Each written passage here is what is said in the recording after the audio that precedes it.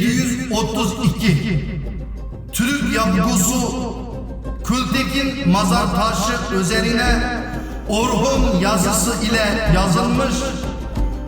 Kültekin abide taşına göre Çin milletinin sözü tatlı, İpek kumaşı yumuşak imiş.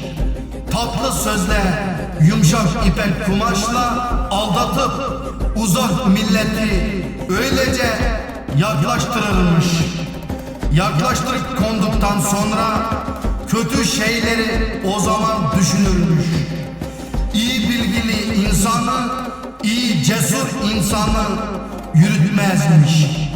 Bir insan yanılsa kabilesi, milleti, akrabasına kadar barındırmazmış. Tatlı sözüne, yumuşak ipek kumaşına aldanıp çok Türk milleti öldü. Ömür dozub bara жатыр, арман озып бара жатыр. Болашақта қолға тұран болмау үшін заман ақыр кімге керек жұмыр басын жұртың үшін толғасын.